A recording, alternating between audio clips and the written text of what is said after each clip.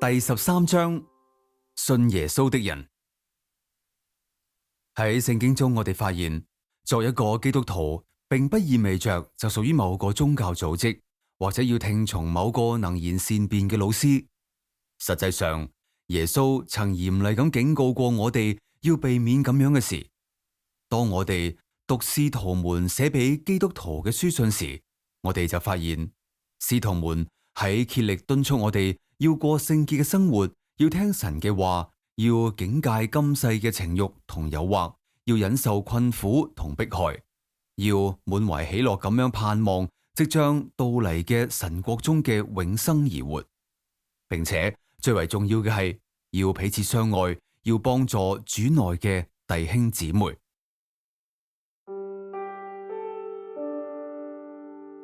保羅書信摘錄：弟兄姊妹們，神係憐愛我哋嘅，我勸你哋都應該獻身於神，作一個聖潔而討神喜歡嘅活嘅祭物，呢個先至係真正嘅敬拜。不可隨住世界潮流，應該用神完全改變你哋嘅心思意念，咁樣就明白神嘅旨意，先至知道乜嘢係良善、完美，並了解乜嘢係神所喜歡嘅。愛不可虛假，惡要厭棄，善要堅守。對弟兄姊妹要情同手足，相親相愛，互相尊重，彼此謙讓，不要懶惰，而要勤奮努力，以火熱嘅心靈服侍主。為咗我哋嘅盼望，要常常喜樂，喺患難中要忍耐，要誠懇咁禱告，要幫助有困難嘅信徒，要誠意款待別人，要為迫害你哋嘅人祝福。只要祝福，不可詛咒。要與喜樂嘅人一同喜樂，與哀哭嘅人一同哀哭。弟兄姊妹間要彼此一心一德，不可心高氣傲。要去結交低微嘅人，更不可自作聰明。無論對邊個，唔可以以眼還眼，以牙還牙。眾人以為美好嘅事要尊重，若可能，要盡力同所有嘅人和睦相處。親愛嘅弟兄姐妹們，唔好為自己復仇，寧可讓神替你解決。因為聖經上記載，主話：報仇是我的事，我必施行報復。又記載住，如果你嘅仇敵餓了，就俾佢吃；渴了，就俾佢喝。因為你咁樣做，就好似將炭火堆喺佢嘅頭上。不可被惡所勝，反要以善制惡。神拯救我哋脫離咗黑暗嘅權勢，將我哋遷入到佢愛子基督嘅主權下。通過佢嘅愛子，我哋蒙救恩，罪得到赦免。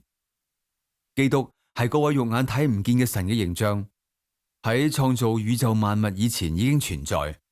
天地萬物都係通過佢創造嘅，無論天上嘅、地上嘅、睇得見嘅、睇唔見嘅，在位者、統治者、有權勢嘅、掌權嘅，全都係憑住佢而創造，亦係為佢而創造嘅。佢喺萬物之前就已經存在，萬物亦靠住佢而存在。基督係全體嘅頭，呢個身體就係所有嘅信徒。佢係原始，係首先從死裏復活嘅，好讓佢喺一切事物上居首位。你們要以基督為榜樣，他本是神，卻不堅持擁有與神平等嘅地位，反而自願放棄一切，取得咗僕人嘅形象，成為一個凡人。佢自我謙卑，自得凡人嘅本性，完全信服神，一直到死，甚至死喺恥辱嘅十字架上。因此，神高舉佢，達到頂點，使佢超越萬物，無與倫比，叫一切在天上嘅、地上嘅、地底下嘅，都向耶穌下拜，並且眾口宣稱基督耶穌係主，一同讚美父神嘅榮耀。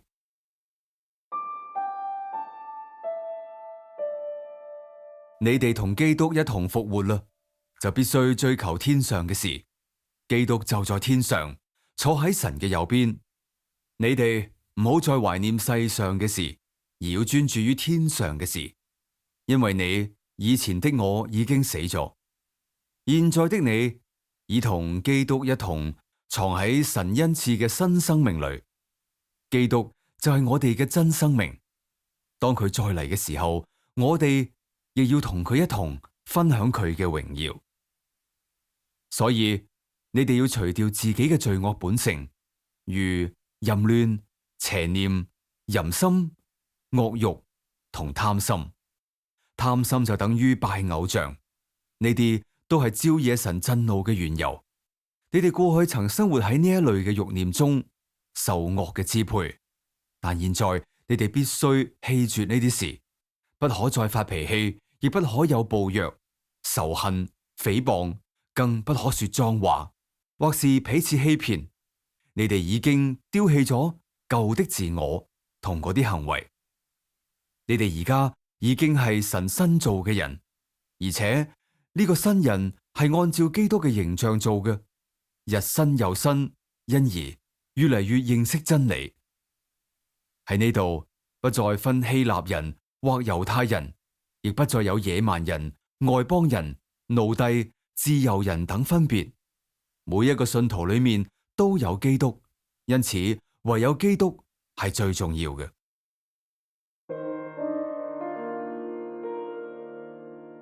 咁樣，你哋係神所挑選嘅、愛惜嘅、聖潔嘅，所以你哋要心存憐憫、恩慈、謙卑、溫柔同忍耐。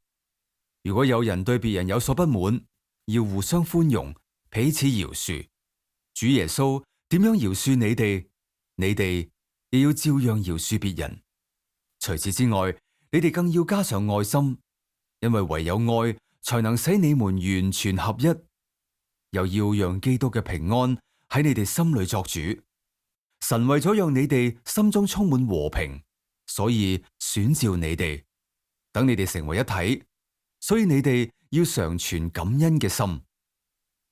你哋要將基督嘅話確實咁記在心裏，以各種智慧彼此教導，互相勸誡，用詩篇、聖詩、靈歌，懷住感恩嘅心向神歌頌。你哋無論做乜嘢、講乜嘢，都要奉主耶穌嘅名而做，並通過佢感謝父神。妻子要順服丈夫，因這是神嘅旨意。丈夫要愛妻子，不可虐待佢。兒女凡事要聽從父母，因為呢個亦係神所喜悅嘅。你哋要謹慎，免得有人用虛空嘅歪理同呃人嘅妄言，將你哋引入歧途。呢啲思想係按照人嘅傳統，而係出於世俗嘅邪靈，而唔係根據基督嘅教導。神完整嘅神性具體咁樣喺基督裏，並且佢亦係萬物嘅首領，超越一切嘅執政者以及靈界嘅掌權者。因此，你哋喺基督裏已經係完整㗎喇。為此，我哋更不必灰心。雖然我哋嘅身體係日漸衰退，但我哋內在嘅生命卻日新又新。我哋目前所遭受嘅短暫輕微嘅苦難，乃係為我哋帶嚟無比崇高永恆榮耀嘅前奏。我哋嘅目標唔係喺睇得見嘅事實上，而係喺睇唔見嘅事情上。因為人所見到嘅不過係短暫嘅，而睇唔見嘅先至係永恆存在嘅。我哋知道喺地上嘅身體雖然滅亡，神必賜予我哋佢喺天上所預備嘅居所。嗰度唔係人手所做嘅，而係永存不滅嘅。我哋今天喺地上嘆息，渴望能住那天上嘅居所，亦就係盼望除去舊我，換上從天上嚟嘅新身體。只要我哋換上啦，就唔再係赤身露體。我哋住喺現在嘅肉身裏，背負重擔，勞苦嘆息，再亦唔願意赤住身體。我哋殷切咁盼望換穿那屬於天上嘅身體，好使永恆嘅生命取代這必死嘅身軀。為咗呢啲事，創造我們、安排我們實現呢個目標嘅就係神，而且佢又賜聖靈俾我哋作為憑據。我哋暫時住喺地上嘅肉體裏，仲係滿懷信心，因為我哋做事係憑着信心，唔係憑着眼前嘅事實。我哋有充分嘅勇氣，寧願離開呢個軀體，與主同聚。現在無論係喺邊度，我哋一心一意咁討主嘅喜悅，因為我哋每一個人將來必須站在基督審判嘅寶座前接受審判，按照我哋本身嘅所作所為，或善或惡，接受報應。